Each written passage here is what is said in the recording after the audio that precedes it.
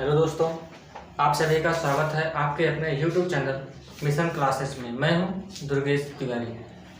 आज हम बात करेंगे बहुत ही इम्पोर्टेंट टॉपिक का, जिससे एसएससी के हर एक एग्ज़ाम में बहुत ही क्या है क्वेश्चन आते हैं उसमें, ठीक है ना। उसका कॉन्सेप्ट हमको एक एक पार्ट का क्या करना है, क्लियर करना है ना। तो आइए हम बात करते हैं नाउन के बारे में। नाउन के एक एक पार्ट को हम अच्छे से क्या करेंगे, रिवाइज करेंगे, पढ़ेंगे, जिससे हमारा कॉन्सेप्ट क्या हो जाए, क्लियर हो जाए। और एक बार यदि आप हमारे चैनल पर अभी नए हैं तो आप प्लीज़ चैनल को सब्सक्राइब करिए और बगल में दिखे बेल आइकन को भी क्या करिए, प्रेस कर लीजिए, जिससे कोई भी वीडियो का नोटिफिकेशन सबसे पहले आपके पास पहुँचे, ठीक है ना। चलिए आज हम बात करते हैं नाउन के बारे में।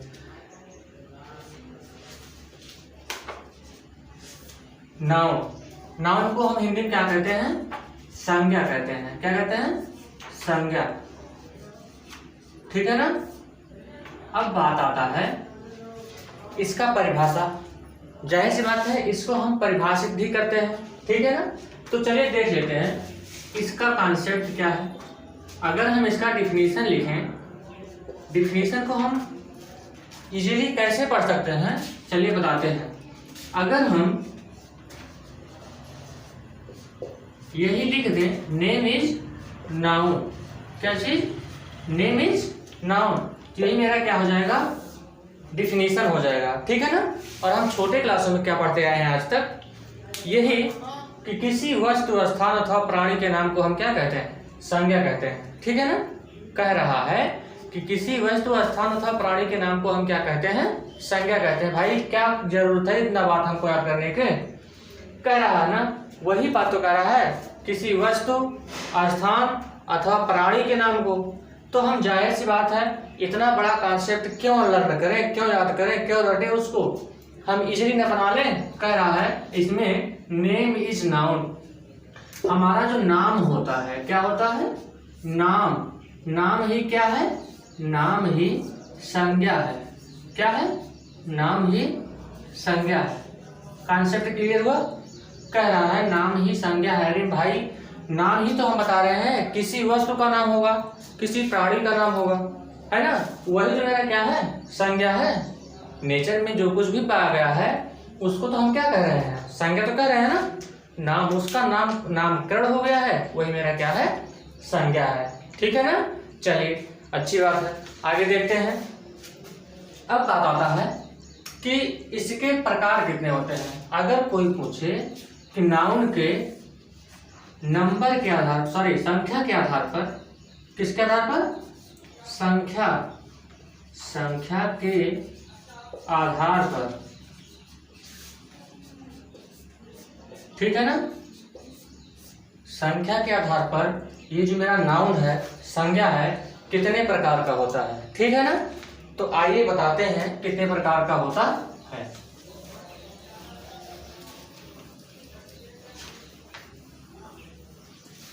ये जो मेरा संज्ञा है, ये कितने पार्ट में बटा है, 2 पार्ट में।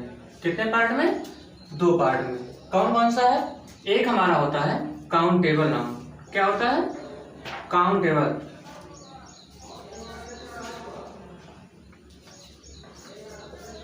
Countable noun. और मेरा दूसरा क्या होता है, अनकाउंटेबल। अनकाउंटेबल नाउन, ठीक है ना। अब इसकी हिंदी जान लेते हैं। हिंदी हमारा क्या होता है, संख्येय। क्या होता है, संख्येय, ठीक है ना।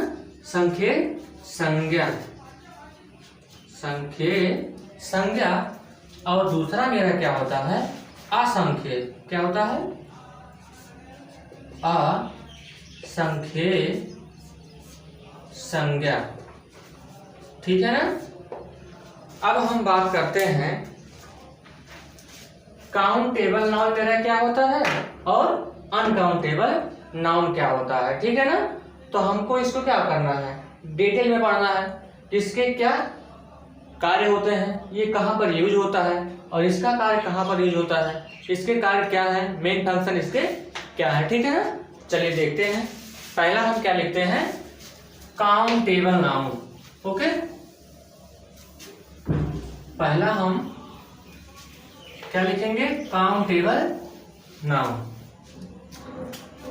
चलिए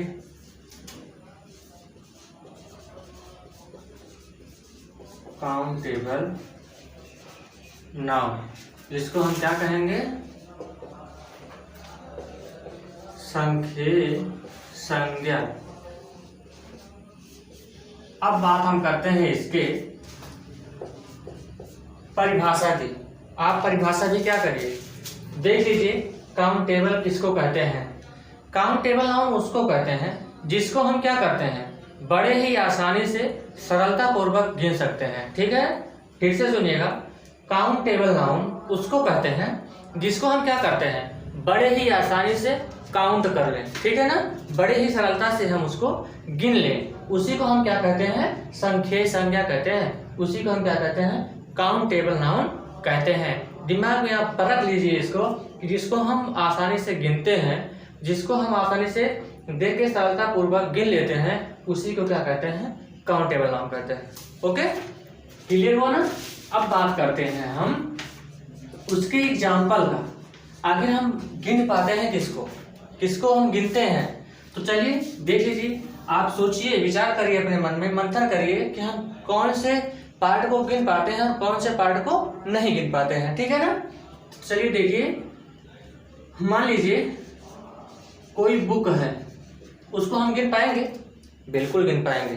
भाई कितना बुक होगा, हम बुक को क्या करेंगे, गिन लेंगे। और क्या चीज, और कोई एग्जाम्पल ले लो, गर्ल ले लो, लड़की, लड़की को हम गिन पाएंगे, बिल्कुल गिन पाएंगे। कैसे गिन पाएंगे, क्योंकि मान लीजिए एक विद्यालय है, विद्यालय में 1000 बच्चे पढ़ रहे हैं और उस 1000 बच्चों में 500 गर्ल्स हैं और 500 क्या है, बॉयज हैं। तो उसको काउंट किए कि नहीं किए, बड़े आसानी से क्या कर लिए, काउंट कर लिए। चलिए देखिए और आगे। ट्री, पेड़ को हम गिन पाएंगे, हाँ बिल्कुल गिन पाएंगे, जाहिर सी बात है, हम क्या करेंगे, गिन लेंगे। टेबल है, टेबल को हम गिन पाएंगे, बिल्कुल गिन पाएंगे, है ना। तो और क्या, स्ट्रा, और भी उसके क्या है, एग्जाम्पल्स हैं, आप सबको पता होगा। ठीक है ना, आगे देखते हैं, आगे बात करते हैं हम कि ये मेरा किस तरह से कार्य करता है, अर्थात किस तरह से वर्ब लाता है, किस तरह से सब्जेक्ट को बिहेव करता है। ठीक है ना, चलिए देखते हैं। इसके हम वर्ब की बात कर लेते हैं। वर्ब मतलब जानते ही हो, क्या होता है, क्रिया होता है। ठीक है ना, क्या होता है, क्रिया होता है। अब बात करते हैं इसके वर्ब का, जो हमारा क्रिया होता है कैसे कार्य करता है। एक बात ध्यान में रखिएगा, यदि मेरा सब्जेक्ट, सब्जेक्ट मतलब कर्ता, यदि मेरा सब्जेक्ट सिंगुलर नंबर है, क्या नंबर है, सिंगुलर नंबर है, सिंगुलर नंबर मतलब कि एक वचन, एक वचन। यदि मेरा जो नाउन है, मतलब कि सब्जेक्ट है, वह क्या है, एक वचन है, मतलब कि सिंगुलर नंबर है, तो वर्ब भी क्या लगेगा मेरा, तो वर्ब भी मेरा क्या लगेगा, सिंगुलर नंबर का ही लगेगा। ठीक है ना, सिंगुलर नंबर का ही वर्ब लगेगा। ठीक, सिंगुलर नंबर का ही वर्ब मेरा लगेगा। कॉन्सेप्ट क्लियर हुआ, फिर से देख लो। कह रहा है यदि मेरा सब्जेक्ट सिंगुलर नंबर में होगा, किस में होगा, सिंगुलर नंबर में होगा, तो हम वर्ब भी उसका क्या लगाएंगे, सिंगुलर नंबर का वर्ब लगाएंगे। सिंगुलर नंबर का क्रिया क्या करेंगे, अंकित करेंगे। दूसरा पॉइंट देखते हैं। दूसरा पॉइंट क्या कर रहा है, यदि हमारा कर्ता जो है प्लूरल नंबर है, क्या है, प्लूरल नंबर, तो उसका वर्ब भी क्या लगाएंगे हम, तो उसका वर्ब क्या लगाएंगे, प्लूरल नंबर ही लगाएंगे। क्या लगाएंगे, प्लूरल नंबर ही क्या करेंगे, वहां पर अंकित करेंगे। और प्लूरल नंबर मतलब होता क्या है, हमारा बहुवचन होता है। ठीक है ना, क्या होता है, बहुवचन होता है। ठीक, कॉन्सेप्ट क्लियर हुआ।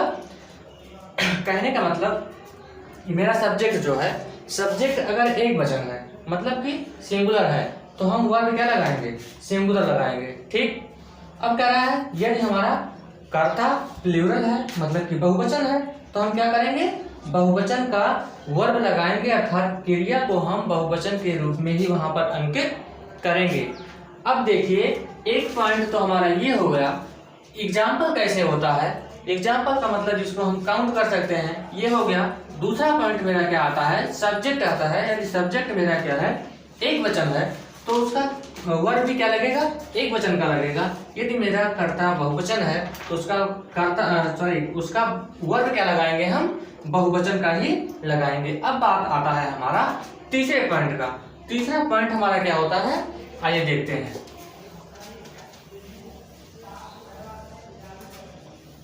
तीसरा पॉइंट मेरा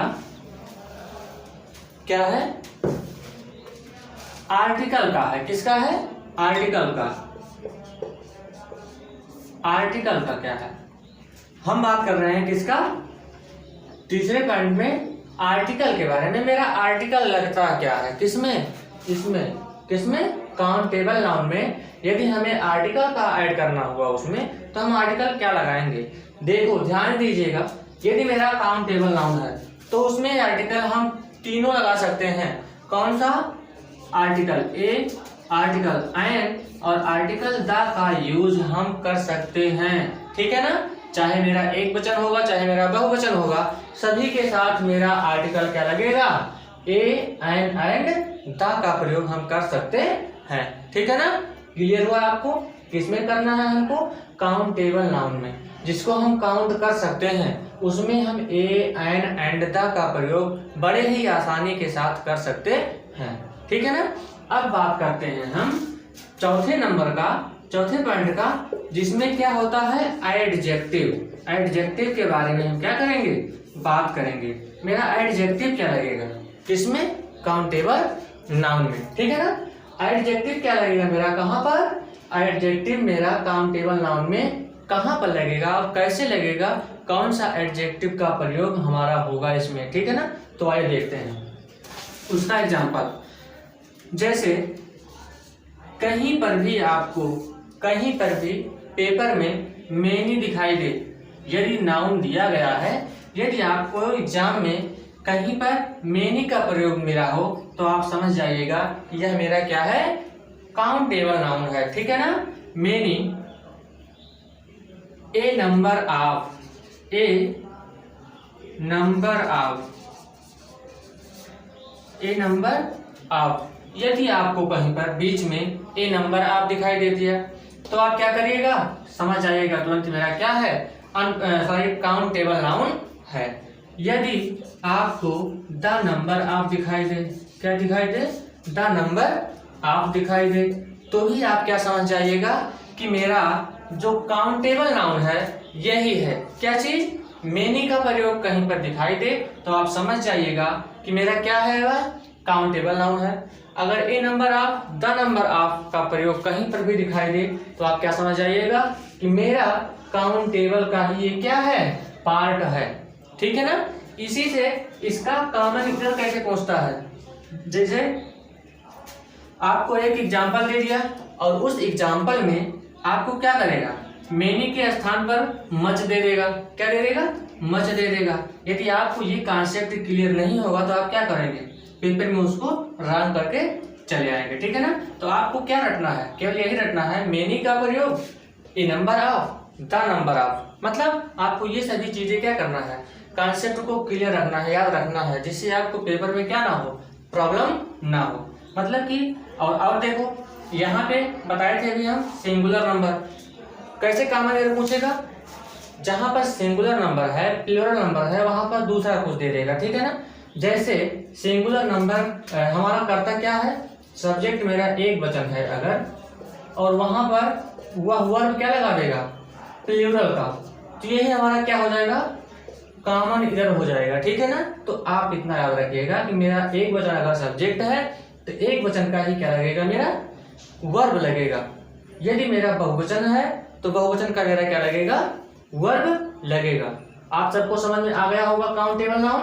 अब हम नेक्स्ट वीडियो में अनकाउंटेबल नाउन के बारे में क्या करेंगे, बताएंगे। ठीक है ना, अगर आपको समझ में आया है तो मेरी वीडियो को लाइक करिएगा, शेयर करिएगा, और अगर अभी तक आप चैनल को सब्सक्राइब नहीं किए हैं तो आप क्या करिएगा, चैनल को सब्सक्राइब कीजिएगा। मिलते हैं नेक्स्ट वीडियो में, तब तक के लिए धन्यवाद।